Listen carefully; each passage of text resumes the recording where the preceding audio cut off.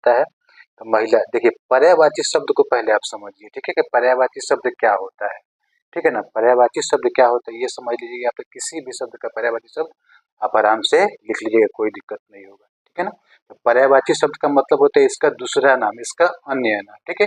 इसको अन्य किस नाम से जाना जाता है यही समझ लीजिए, इतना सिंपल से आप समझ लीजिए कि जो भी शब्द आपको दिया रहेगा उसका पर्यायवाची यदि आपसे पूछ रहा है तो उसका दूसरा नाम क्या है, उसको अन्य किस नाम से जाना जाता है, इतना ही आपको समझना है। तो देखिए यहाँ पर महिला है, तो महिला को क्या कहा जाता है बाबू, महिला को स्त्री भी कहा जाता है, ठीक है ना। महिला को और क्या कहा जाता है, औरत भी कहा जाता है। दो दो शब्द आप याद रखिए, दो दो शब्द मैं बता रहा हूँ सबका। तो महिला का स्त्री और औरत, उसी प्रकार से पुरुष को क्या कहा जाता है, तो पुरुष को नर भी कहा जाता है, ठीक है। पुरुष को क्या कहा जाता है, नर कहा जाता है, आदमी कहा जाता है, ठीक है ना।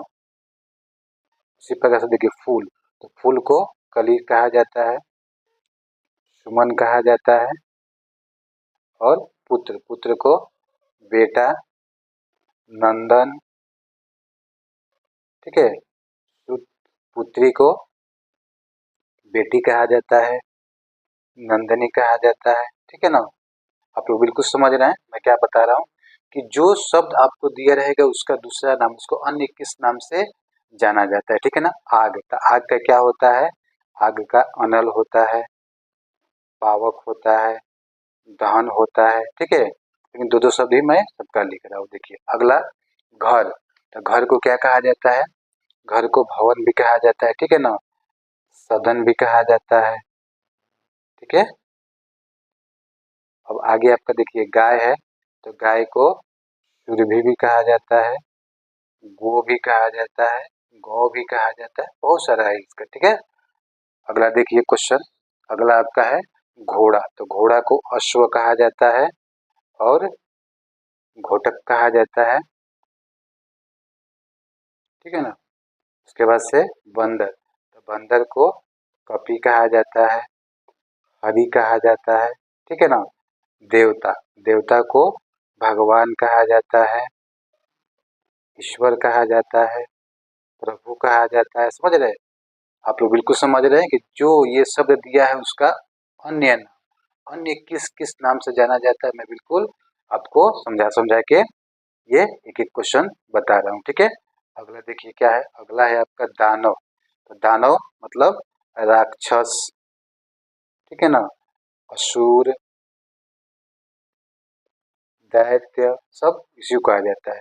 अगला देखिए मित्र, तो मित्र किसे कहा जाता है, मित्र सखा को कहा जाता है, दोस्त को कहा जाता है, ठीक है। अगला है आपका शत्रु, तो शत्रु किसको कहा जाता है, तो शत्रु दुश्मन को कहा जाता है, ठीक है ना। शत्रु किसको कहा जाता है, दुश्मन को कहा जाता है, रिपु को कहा जाता है, ठीक है। ये सब शत्रु का पर्यायवाची शब्द हो गया, दुश्मन, रिपु। सड़क का होता है आपका पथ, रास्ता, ठीक है ना, मार्ग, ये सब बहुत सारा है।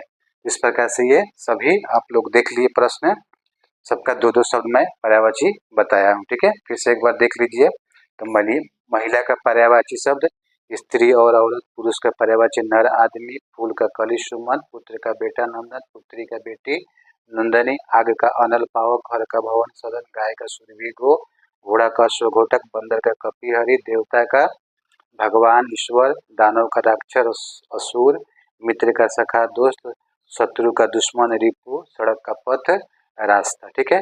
इस प्रकार से ये सभी आपका संपन्न हुए। यदि वीडियो अच्छा लगे तो चैनल को सब्सक्राइब कीजिए, लाइक कीजिएगा और प्यार से कमेंट कीजिए, ताकि मैं इसी प्रकार का सेवा आप सबको देता रहूं।